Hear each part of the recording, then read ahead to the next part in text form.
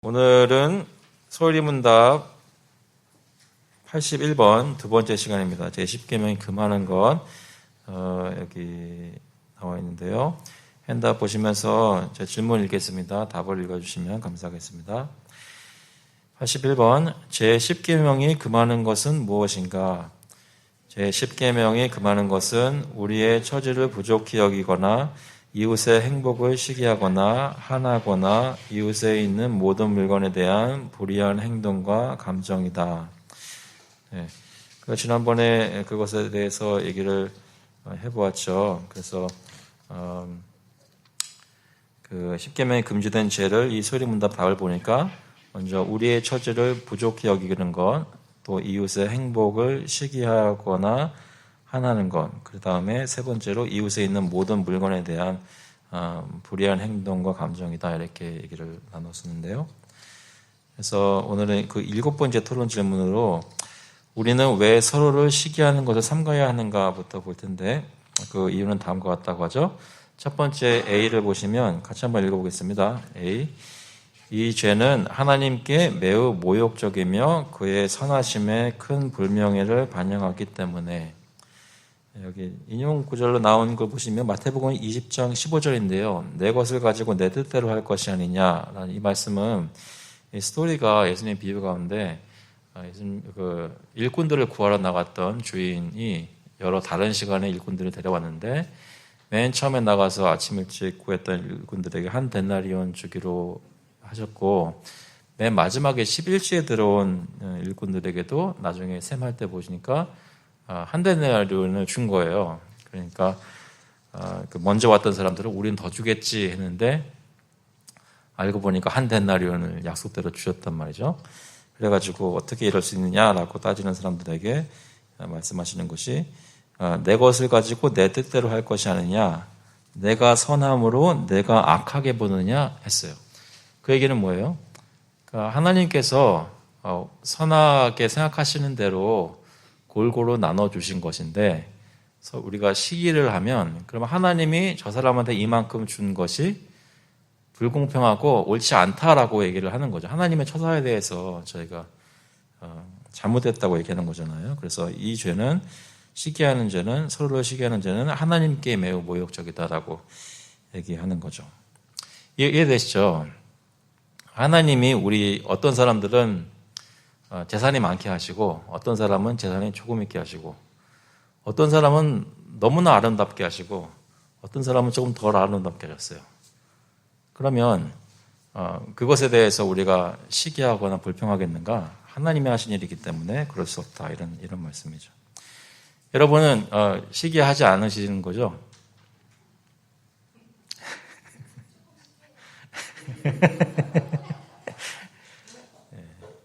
하지 말라 그러십니다. 일단 하나님께서 나눠주신 것이니까 그러면 안 된다는 거죠. 그의 선하심에, 하나님께서 하신 선하심에 큰 불명예가 됩니다. 그래서 시기하지 말라는 것이고, 두 번째는 이것도 같이 한번 읽어볼게요. B 읽어보겠습니다.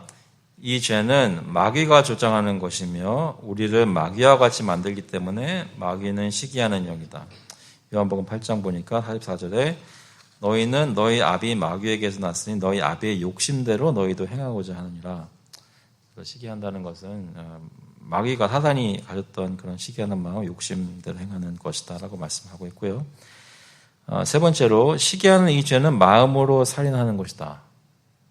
내가 시기하는지 겉으로 보이지는 않잖아요. 근데 마음으로는 살인하는 것과 마찬가지라는 것이고요. 사실 마음이 그렇기 때문에 그 마음에서 여러 가지 행동들도 나올 수 있는 거죠. 많은 다툼과 논쟁, 많은 악함과 피해를 나게 하는 것이기 때문에 우리는 시기하는 것을 삼가야 되는데, 이 시기하는 사람들은 우리가 시기를 하는 대상인 사람들에게 그러한 피해를 입힐 준비가 되어 있는 것이죠. 시기를 하게 되면 겉으로는 아직 그렇게 안 했다 뿐이지 내가 어떤 사람을 시기하면 그 사람을 때릴 준비가 되어 있는 거예요. 누가 나를 좀 시기하는 것 같은데 그러면 일단 거리를 두십시오. 그 사람은 언제든지 조그만 어떤 무슨 용수철이 튀어나오듯이 피해를 입힐 준비가 되어 있는 것입니다.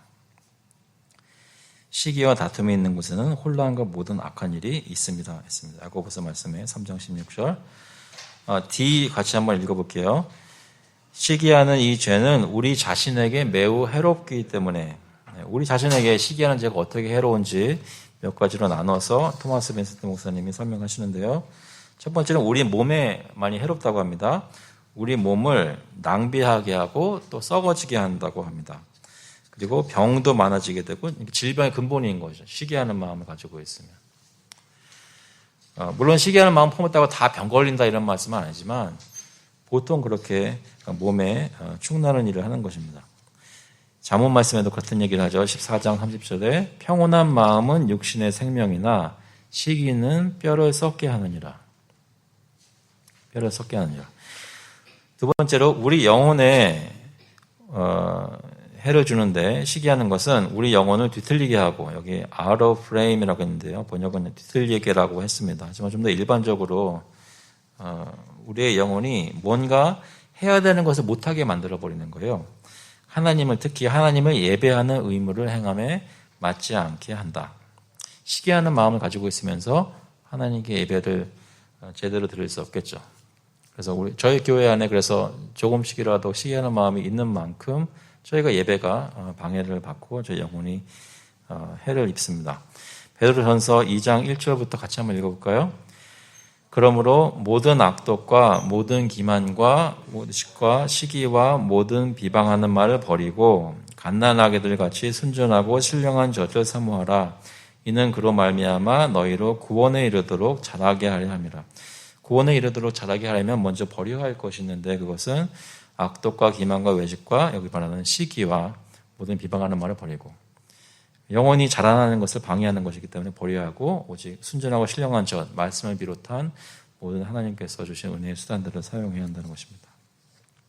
세 번째로 몸과 영혼 둘 다에게 해를 주는데 결론적으로는 이러한 죄는 회개하고 죽이지 않으면 몸과 영혼을 둘 다 지옥에서 파멸하게 한다. 그래서 얼마나 시기하는 죄가 무서운 죄인지 생각을 다시 한번 해보아야 되겠죠. 그래서 서로를 시기하는 것을 삼가야 되는데 8번 보시면 그러면 우리는 어떻게 시기하는 죄로부터 구원 받을 수 있는가, 어떻게 삼갈 수 있는가, 그것을 묻는 것이죠. 이렇게 하는데 A 보시면 같이 한번 읽어보겠습니다. 그것이 악하다고 하는 것을 확신하고 그것에 대해 마음을 다하여 슬퍼함으로써. 아까 조금씩 시기하신다고 하셨잖아요. 그럼 오늘 어떻게 하셔야겠어요? 오늘 집에 가셔서 많이 슬퍼하셔야 되겠죠. 조금씩이었지만 너무나 애통스럽기 때문에 많이 슬퍼하셔야겠죠. 마음으로 애통하는 마음이 있어야 되겠고요. 모든 죄가 다 그렇겠지만. 그리고 두 번째로 B 보시면 같이 한번 읽어보겠습니다. 믿음으로 통해 그리스도의 피를 적용하여 우리의 마음이 그 죄로부터 씻음받음으로써 예수님을 믿고 그 보혈의 공로로 내 시기하는 죄도 씻음받았다는 것을 맨 처음 예수 믿을 때도 확신하지만 매주 또는 매일 주님께 나올 때마다 내가 이런 죄 이번 주에도 있었는데 이 시기하는 죄도 주님의 보혈의 공로로 용서받았구나, 깨끗하게 되는 걸 체험해야 되겠죠. 그 아들 예수의 피가 우리를 모든 죄에서 깨끗하게 하실 것이요. 요한일서 1장 7절. 그뿐만 아니라 시기하는 죄로부터 구함을 받으려면 C 같이 한번 읽어보겠습니다. 우리 이웃을 향해 다정한 사랑과 너그러움을 보임으로써 마음속에 있었던 것이지만 다른 사람들 보지 못했던 거지만 그것을 회개하고 회복받을 때 필요한 것은 실제로 다른 사람에게 보이는 시기 대신 사랑과 너그러움이겠죠. 여기 love and charity라고 했습니다. 혹시 정말로 그런 일이 있었다면 성도들 사이에 서로 시기하는 저 사람은 왜 저러지 그러면서 마음속에 좀 시기하는 마음이 있었다면 오히려 그것을 슬퍼하고 또 회개하면서 가만히 계시지 마시고 내가 예전에 시기했던 사람에게 다가가서 훨씬 더 사랑을 베풀어주고 너그러움을 해주면 그러면 그 사람이 나로 하여금 시기하게 했던 그 어떤 재산이든 아니면 그 사람의 용모든 아니면 그 사람의 남편이든 뭐든지 간에 그것이 시기의 대상이 아니라 사랑의 대상으로 바뀐다는 거죠. 실제로 해보시면 좋겠습니다. 내가 질투했던 것이 오히려 내가 그 사람을 감사하고 기쁘게 만드는 이유가 되게 만드는 거죠. 그래 사랑은 오래 참고 사랑은 온유하며 시기하지 아니하며라고 고린도전서 13장 4절에서 얘기합니다. 마지막으로 D 같이 읽어보겠습니다. 성령께서 내주하심으로써 이 죄는 오직 성령을 통해 죽임당하고 복종이 될 수 있다. 이런 거 우리가 다 안다고 해서 우리가 해낼 수 있다는 게 아니라 이 모든 것은 성령님께서 성령님의 역사로 몸의 행실을 죽일 때 우리가 살 수 있다고 이 로마서 8장 13절에도 얘기를 합니다. 그래서 어떻게 하는 것까지 다 얘기를 해 주시죠. 성경은 저희에게 시기하지 말라고 하실 뿐만 아니라 이렇게 함으로써 너희가 그 죄로부터 구원을 받아라 라고 얘기를 합니다. 우리 이웃의 행복을 시기하는 모든 것이 두 번째였고요. 세 번째를 보시면 제10계명이 금하는 세 번째 죄는 무엇인가 9번에서 얘기를 하는데 토론 질문 9번에 대한 답은 이렇게 얘기합니다. 제10계명이 금하는 세 번째 죄는 이웃이 가진 모든 물건에 대한 불의한 행동과 감정이다라고 번역이 되어 있는데요. 여기 불의한 행동이라고 말한 것은 여기 영어로 보시면 inordinate motions라고 해요. motion. 그럼 뭐냐면 사실 밖으로 보이는 행동이라고 말할 수도 있겠지만 밖에 보이는 행동이라기보다는 마음의 움직임이라고 보시면 더 좋겠습니다. 그러니까 마음이 어떤 사람이 잘 되는 것을 보고 어떤 사람이 아름다운 것을 보고 어떤 많이 가진 것을 보고 마음에 부러워하고는 어이구 참 대단한 사람이네 라고까지만 가야 되는데 inordinate 더 가는 거예요. 시기하고 질투하는 거죠. 그런 마음의 움직임을 이 마음속에서 얘기하는 것 이게 이제 10계명이 금하는 세 번째 죄인데요. 그래서 골로새서 3장 5절 같이 한번 읽어볼게요.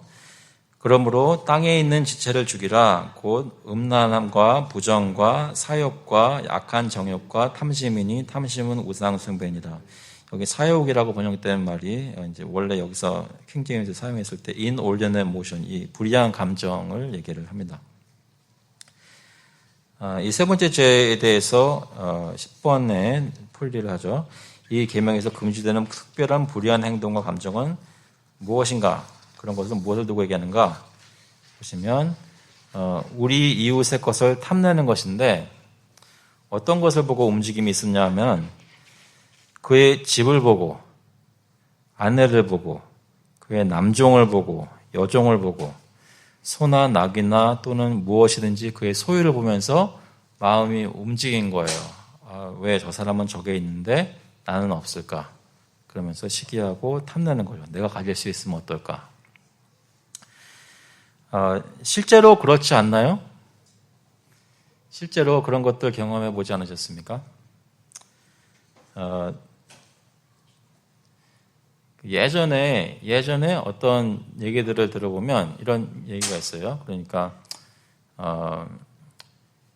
구역 모임을 해요. 아니면 사랑방 모임이나 소그룹 모임을 해요. 그러면 집에서 모인단 말이죠. 근데 집집마다 모여서 하는데 그래도 좀 사이즈가 되고 큰 집들에서 모이는 거예요. 근데 갈 때마다 좀 마음이 힘들어요. 표현하기 그렇죠. 힘들다고 표현해요. 근데 뭐가 힘든 거냐면 마음이 나는 열심히 돼가지고 오랫동안 이렇게 했는데 우리 집은 이 집보다 넓지 않아요. 이 사람은 그렇게 일을 하는 것 같지도 않은데 이렇게 넓은 집을 가지고 있어요.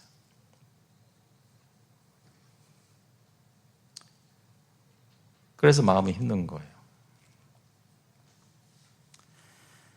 왜 하나님은 저 사람한테 저런 걸 주시고 나는 이렇게 안 주셨을까? 시기하는 마음도 있고 탐내기도 하고 마음에 굉장히 그냥 이렇게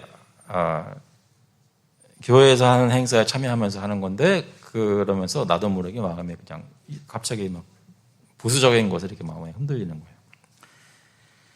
그게 집이 될 수도 있고 아내가 될 수도 있고, 그러니까 아내가 뭐 굉장히 아름답고 예쁘다 이런 걸 수도 있겠지만 그냥 저 사람의 아내는 왜 이렇게 남편에게 잘해줄까? 그런 거죠.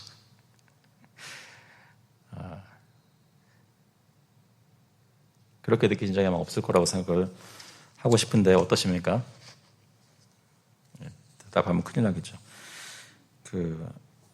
남종이나 여종이나 소나 낙이나 그 사람이 타는 차든 뭐든 특별히 어떤 특별한 대상을 놓고 다른 사람이 가진 것을 보고 있었을 때 내 마음이 인올리는 모션을 가지는 거예요. 그러면 그냥 안 보는 게 나을까요? 그런 거 볼 때마다 마음이 움직이니까 보지 않는 게 해결책일까요? 아니면 여기서 말하는 대로 어떤 조치를, 영적인 조치를 취해야 될까요? 생각해 보시면 여기 11번 보시면요. 우리는 우리 이웃의 것을 왜 아무것도 탐내면 안 되는가? 그 이유는 첫 번째로는 하나님께서 분명히 금하셨기 때문이고 두 번째로는 우리 이웃의 것 중 어느 것이라도 탐내는 것은 우리 이웃에게 무자비하고 불공정한 것이기 때문에 여기 It is both uncharitableness and injustice towards our neighbor to covet anything that is his. 어떤 의미에서 그럴지 한번 생각해 보시면요. 어떻게 생각하세요? 여러분이 어떤 사람, 다른 이웃 또는 다른 교우의 것들을 탐내면 그 사람에게 잘못하는 거라고 생각하십니까?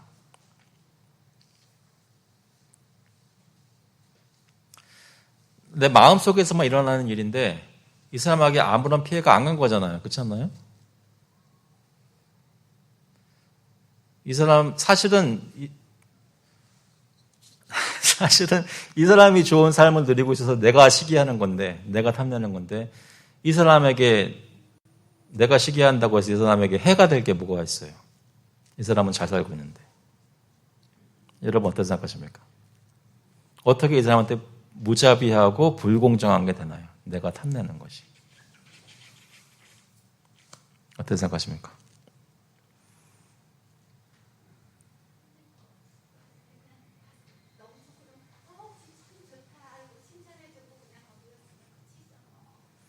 그렇잖아요. 그냥 어떤 사람이 잘 되는 거나 많이 가진 것이나 뭐든지 좋은 걸 보면 아유 참 집이 참 좋아요. 그러고 말 텐데 아우 참 부인이 말 잘 들으시네요. 그러고 끝날 텐데. 무슨 말씀인지 아시겠어요? 그러니까 그럴 것 같죠? 근데 여기서 탐내는 걸 얘기할 때 그런 특별한 것들을 보면서 마음속에 인올리는 모션이 일어난다는 거예요. 죄성이. 근데 그것이 왜 그러면 안 되느냐를 설명할 때 왜 내 마음속에 일어나는 그런 일들이 이 사람에게 해가 되냐고요. 이 사람에게 무자비한 것이 되고 이 사람에게 불공정한 것이 되냐고요.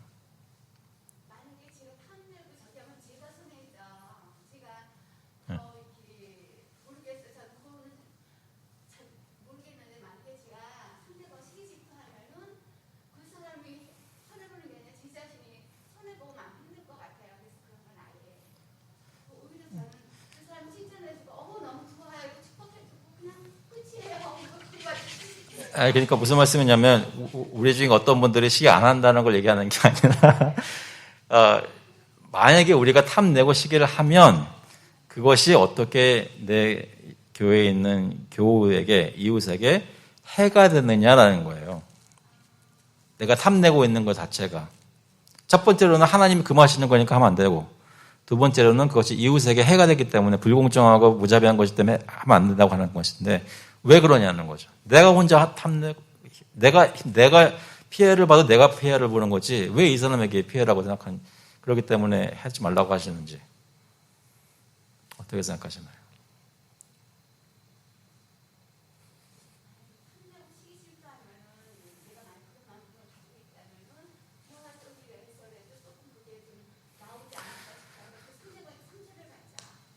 분명히 그런 게 있겠죠. 일단 내가 마음속에 이 사람이 가진 것에 대해서 탐내는 마음이 있는데 조금이라고 대화를 하면은 아무래도 그게 안 나올 수는 없겠죠. 또 그래서 내 마음속에 대화 가운데 나와가지고 그 사람에게 상처 줄 수도 있고 여러 가지. 또 어떤 것이 있을까요? 무엇이 무자비하고 불공정한 걸까요?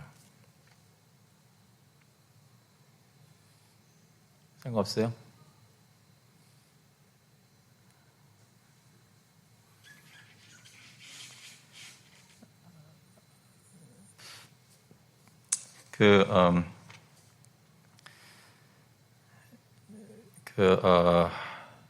예전에 유스그룹 사역했을 때, 중고등부 사역했을 때 어떤 애가 저한테 물어보는 것 중에, 그때 애들이 좋은 질문들 많이 해요. 근데 그 중에 한 가지는 뭐였냐면, 주일날 꼭 교회 나와야 되는 거냐고 묻는 애가 있었고요.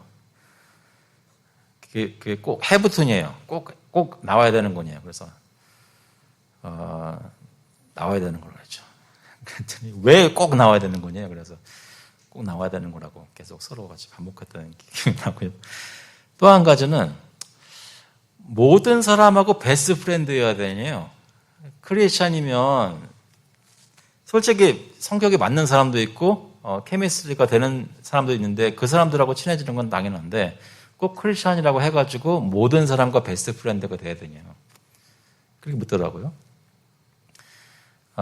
그게 이제 그 yes and no인데 이렇게 생각해 보시면 좋겠어요. 그러니까 여러분 성격들이 맞는 성격들이 있고 안 맞는 성격들이 있다는 거는 동의하시겠어요? 좀 그렇잖아요. 사람들 다 똑같은 성격들 아니니까. 근데 그러면 안 맞는 성격끼리는 좋아할 수 없는 것인지. 이렇게 생각할 수 있죠. 굳이 안 맞는 사람 골라서 결혼할 필요는 없잖아요. 물론 결혼하고 났더니 안 맞는 성격이라고 발견하는 경우는 있겠지만 그렇지만 굳이 성격도 안 맞고 여러 가지 안 맞는데 내가 크리스천이고 내가 사랑해야 되는데 사랑하다 보니까 첫 번째로 걸린 사람이 이 사람이어서 내가 결혼할 필요는 없잖아요. 그렇죠? 그래서 놓은 거는 내가 크리스천이고 사랑해야 한다 해가지고 모든 사람을 다 그냥 진짜로 좋아한다고 막 어떻게 보면 가식적으로 그럴 필요는 없는 것 같아요. 그런데도 불구하고 예수님이 우리를 하나로 묶어주셔서 가족으로 만드셨을 때는 굉장히 중요한 근본적인 의미에서 이 사람하고 나하고 어떤 관계가 생기고 소통을 해야만 하는 의무와 채무에 들어가는 거예요. 그러니까 사랑의 빚을 지라 그러잖아요. 그런 말씀 들어보셨죠? 그러니까 내가 예수 믿고 어느 교회에 출석해서 여기서 신앙생활을 할 때 내가 하나님 섬기면서 이 교회 교인으로 사는 것 중에 의무 중에 하나는 내 옆에 있는 사람을 사랑을 해야 되는 거예요. 내 마음이 성격이 맞고 나한테 좋은 사람들이야 해가지고 자연스럽게 그런 것만이 아니라 나한테 잘 안 맞는 사람에게도 내가 다가가서 사랑을 내가 적극적으로 해야 되는 책임이 생기는 거란 말이에요. 반대로 내가 이 교회에 속해서 이 관계를 맺으며 살다 보면 나는 여기서 사랑을 받아야 하는 것들이 또 있는 거예요. 이거 아마 가족이라고 생각해 보시면 좋겠어요. 어떤 아이가 가정에 태어났어요. 응애하고 태어났는데 그 아이를 엄마는 사랑해야 될까요? 안 해야 될까요? 사랑해야 되는 것이 의무일까요? 책임일까요? 아닐까요? 책임이고 의무잖아요. 엄마만 그런가요? 내가 태어났는데 내 다음에 동생이 태어났어요. 근데 얘가 정말 귀찮게 해요. 그러면 나는 이 동생을 사랑해야 될 책임이 있는 걸까요? 없는 걸까요? 그러면 내가 예수 믿고 교회 왔는데 나하고 성격 정말로 안 맞는 사람이 사실 원수가 예수 믿고 이 교회에 들어왔어요. 그러면 그 사람을 사랑해야 돼요, 말아야 돼요? 내가 나가면 돼요? 내가 살아갈 수 있는 최선의 방책, 내가 나가면 돼요? 한번 생각해 보세요. 만약에 내 마음속에 탐심이 생기면 내가 이 사람에게 해야 될 것을 크게 방해하는 게 생기는 거예요. 이 사람이 받아야 하는, 사랑받아야 하는 것을 못 받게 만드는 거예요. 반대도 마찬가지고. 내 마음속에만 있으니까 나 혼자 피해볼 수도 있지만 그 이유 때문에 내가 이걸 하자 되는 게 아니라 예수 믿는 사람이 마음속에 무엇을 가지고 있는 거는 이 사람과의 관계에 문제가 있다고요. 그러니까 우리 중에 한 사람도 그냥 나 혼자 예수 믿고 따라가는 사람은 없는 거예요. 같이 예수님 따라가는 거예요. 이 사람이 어떻게 신앙생활을 하고 있는지가 왜 나한테 큰 빅딜인가? 빅딜이에요. 또 우리가 알지 못하는 여러 영적으로 성령께서 역사하시는 가운데 예배드리는 가운데 한 사람이라도 영혼이 주님 앞에서 바로 서지 못하면 모든 공동체가 영향을 받는 거죠. 그래서 저희가 기도할 때 하나님 오늘은 내가 주일날 돼서 이제 예배드리는 날이니까 나 잘 지켜주세요만 기도하는 게 아니라 오늘 교회에 모이는 또 온라인으로 예배하시는 모든 분들의 마음을 주님께서 붙들어 주시고 순전한 마음 가지게 주님 인도해 주세요라고 기도를 해야 돼요. 그게 우리의 의무이고 책임이란 말이죠. 그래서 무자비하고 불공정한 것이 되는 거예요. 그리고 주어야 되는 걸 못 주게 되는 거니까. C 보시면 C 한번 같이 한번 읽어보겠습니다. 다른 사람의 것을 탐내고 불이하게 원하면 우리 자신의 것이 주는 안락함을 잃게 되기 때문이다. 이것은 그래서 내 마음속에 탐심이 있으면 내가 해를 받는 것 중에 한 가지인데 그 해가 구체적으로 어떻게 되냐면 다른 사람의 집에 갔더니 그 집이 너무나 편해요. 너무나 좋아요. 근데 내게 아니에요. 그래서 한 2시간 있다가 나왔어요. 근데 그 전까지만 해도 내가 편하게 앉아있던 집안의 소파가 너무나 불편한 거예요. 이제. 그 전까지는 아무나 문제가 없었는데 그 집에 갔다 온 뒤로 너무 불편한 거예요. 상대방 집에 가서 그 집 아내를 보기 전까지는 내 아내 정말 사랑했어요. 근데 정말 그 집에서 그 부인이 남편을 어떻게 대하는 걸 보니까 집에 와가지고 아내가 곱게 안 보이는 거예요. 탐심이 왜 안 좋은가? 우리 자신에게 하나님이 주신 귀한 것들이 있는데 그것이 주는 안락함을 잃게 한대요. 탐심이. 여러분께서 가지고 계신 것들이 지금 끊임없이 주고 있는 그 은혜들을 내 마음속에 탐심 때문에 혹시 못 누리고 있는 것이 있지는 않습니까? 그래서 12번 보시면 제20계명은 제10계명은 다른 사람의 것을 실제로 탐하는 것만 금하는가? 정말 실제로 마음속에 있는 것만 얘기하는 거예요. 마음속에 탐하는 것만 금하는가? 답은 같이 한번 읽어보겠습니다. 제10계명은 다른 사람의 것을 실제로 탐하는 것만 금하는 것이 아니라 그것으로 이끄는 모든 습관적인 성향과 이것으로 향하는 영혼의 모든 불의한 움직임을 금한다. 이것은 사람의 의지가 동의하는 것에 앞서는 것이며 원죄의 한 부분이다. 인간의 본성은 이 원죄로 인해 보편적으로 오염되고 타락하였다. 그러니까 내가 탐심만 안 가진다고 내가 탐하지 않지라고 그래서 안심할 것이 아니라 우리가 타락한 존재라는 것을 기억해야 한다는 것이죠. 보통 말할 때 표현을 인간이 간사해서 이런 식으로 얘기를 하기도 해요. 그죠? 주의하지 않으면 다른 마음속의 성향들이 탐하는 마음으로 이렇게 인도될 수 있다는 거예요. 뭐 그냥 간단한 예를 들자면 내가 자동차를 좋아해요. 그거 제가 아니잖아요. 그냥 너무 좋아하는 거 주의해야 돼요. 왜냐하면 나보다 좋은 차를 가지고 있는 사람들 만날 때 그 차에 대한 탐심이 생길 가능성이 있기 때문에. 무슨 말씀인지 아시겠죠?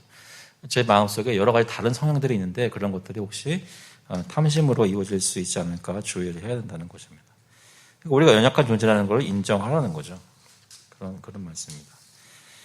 그래서 그게 10계명 저희가 다 보았는데요.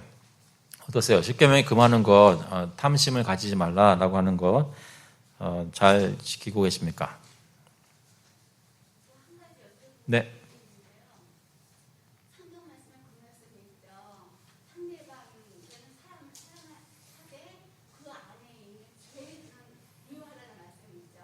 네네네.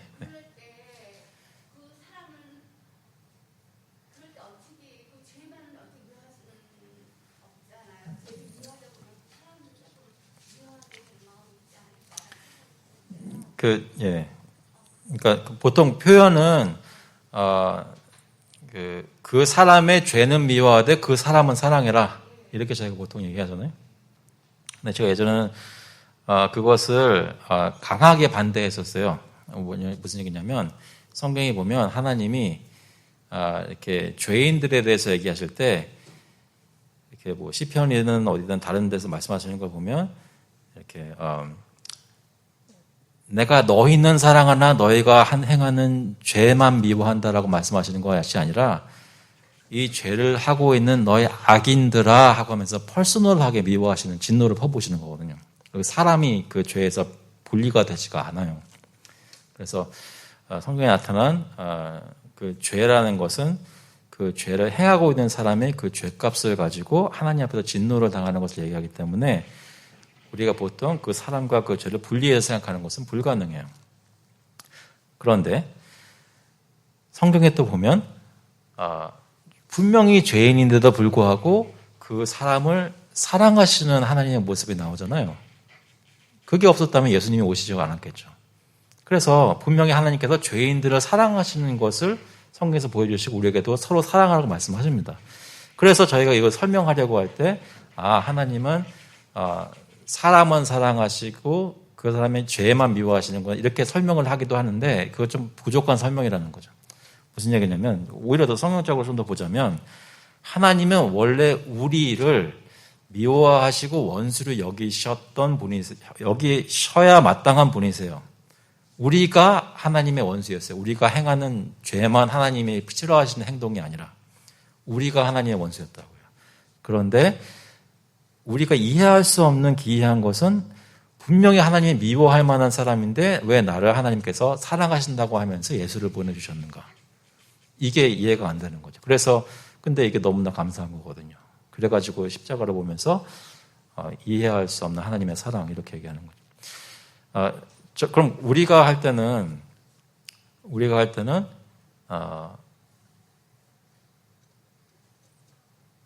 이거를 심리학적으로 생각해서 저 사람이 뭐 하고 있지만 나는 저 사람은 사랑해야 되고 그냥 저 사람이 하는 행동만 잘못된 거고 미워할 만한 것이 하면서 나의 블레임을 그 사람에서 그 사람이 하는 행동으로만 이렇게 막 분리해서 쏟아부으려는 그런 노력은 좀 헛수고라고 생각해요. 그건 안 돼요.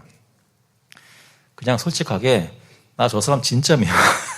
저 사람이 미워라는 거 인정하세요. 미운 짓을 하고 있으니까. 그런데 이렇게 한번 생각해 보시는 거예요.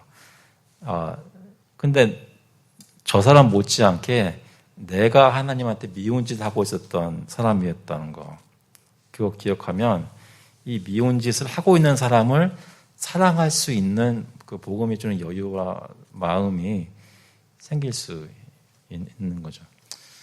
제가 생각하기에는 기독교 교회 안에서 영이 다를 경우에 있잖아요. 우리가 다 교회 나온다고 다 예수 그리스도의 하나님의 자녀는 아니에요. 그러니까 네네네네. 택한 자가 따로 있잖아요. 네네네. 그런 경우에 조금 물과 기름이 네. 교회 안에서 우리 교회가 네네네네네. 지금 살다가 보면은요. 네. 그래서 그런 경우에는 네. 조금 이렇게 좀 교회 안에서 파업하기가 조금 어렵지 않나요? 예, 일단은 우리 교회가 아니라고 할 수도 없고요. 그렇지만 두 번째로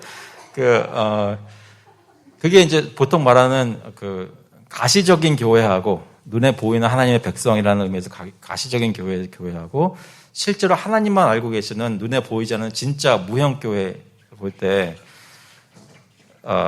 이제 구분이 되는 건데 그건 이제 말씀하신 대로 겪어보니까 이거 좀 이상한데 왜 이러지 이러면서 막 힘들어하게 되는 경우가 있잖아요. 저희가 천국 가서 주님 앞에 서는 날까지 그 전까지는 이렇게 생각하시면 돼요. 그러니까 우리 교인들 중에 누가 가라진지 알 방법이 없어요, 사실은. 물론 리즈너블하게 하는 걸 보니까 뭐 5년 지나고 10년 지나니까 이제 알겠는 거 짐작할 수는 있겠죠. 그렇지만 사실은 그게 뭐 그렇게 하라고 말씀하시는 것도 아니고 오히려 하나님은 눈에 보이는 교회 안의 모든 성도들을 얘기하면서 너희가 믿는 자들에게 특별히 선대하고 사랑하라고 말씀하시는 거죠. 그래서 제 생각에는 그 경험하시면서 겪는 것 이길 수 있도록 사랑할 수 있는 힘을 달라고 기도하면서 그 대상을 저 사람은 아마도 가짜 신자일 거야. 생각하면서 마음속에 구분하지 않고 그냥 다 같이 우리 교회에 성도고 같은 가족이다라고 여겨야 되는 거고요. 그것이 이제 예외가 되는 경우가 있다면 눈에 보이는 교회, 눈에 보이는 리더십, 뭐 장로님들 당회에서 공식적으로 그 사람이 잘못된 것들을 해가지고 회개하지 않고 있는 모습을 보일 때 그때 징계가 되고 그럴 때 인사도 하지 말라고 그러잖아요. 그것도 사실은 그 사람을 사랑해서 그 사람의 위해서 교회로 돌아오라고 쓰는 수단이니까요. 그렇게 생각했으면 좋겠습니다. 상대방이 깨닫고 돌아오면 감사하죠. 뭐 항상 돌아올지 안 올지는 하나님께서 알겠지만 또 저희 상대방을 보면서 상대방이 뭐 죄를 지는 거나 잘하는 것을 보면서 또 우리 자신도 살피라고 그러잖아요. 저 사람이 나를 보면 똑같이 생각할 수 누가 어떻게 알겠어요? 그러니까 그냥 사랑하는 게 제일 좋을 것 같아요.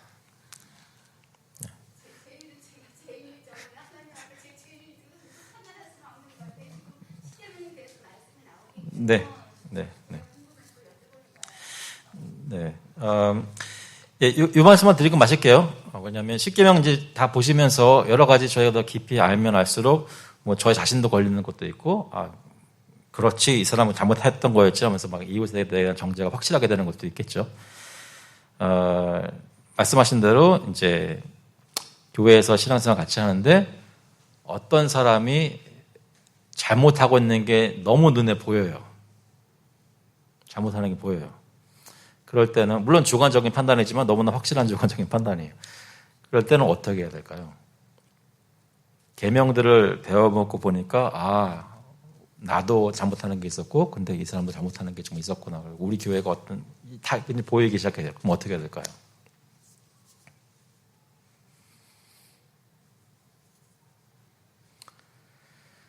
십계명 공부 안 했다는 듯이 그냥 평소처럼 그냥 살면 될까요? 그냥 다 알았어요. 그럼 어떻게 해야 될까요? 그 다음 문답은 어떻게 얘기하는지 다음 주에 한번 살펴보도록 하겠습니다. 네, 일단 기도했으면 좋겠습니다. 같이 한번 기도하고 마칠게요. 하나님 아버지, 주님께서 저에게 십계명을 가르쳐 주시면서 하나님을 따르는 성도, 제자들은 어떻게 살아야 하는 건지 삶의 구체적인 것들을 내어놓으시고 명령하시는 거 저희가 조금이나마 살펴보았습니다. 특별히 마지막에 탐내지 말라고 마음속에 시기하는 마음 갖지 말라고 명령하시고 도전하시는데 사실 솔직히 따져보면 내 마음속에 시기하는 마음, 탐내는 마음이 늘 있었던 것, 조금씩이라고 있었던 것 정말 고백합니다.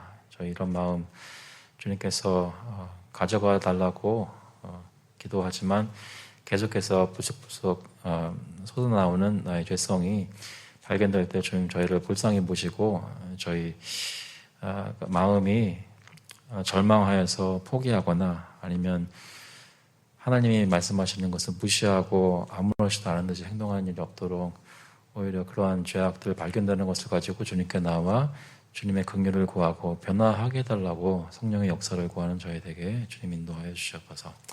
저희 교회의 모든 성도님들 같이 지내면 지낼수록 서로를 알아갈 때에 서로의 관계가 힘들어지는 것이 아니라 알아가면 알아갈수록 더 그리스도를 의지하여서 가까워지는 그런 귀한 관계로 주님께서 인도하여 주셨어서 특별히 지금 아프신 분들 또 병원에 계신 분들 주님께서 붙들어 주시고 저희 마음이 그들에게 또 향하여서 같이 슬플 때 같이 슬퍼하고 기쁠 때 같이 기뻐하는 성도의 모습 보일 수 있도록 주님 인도하여 주시옵소서. 감사드리면서 예수 그리스도의 이름으로 기도합나이다. 아멘. 감사합니다.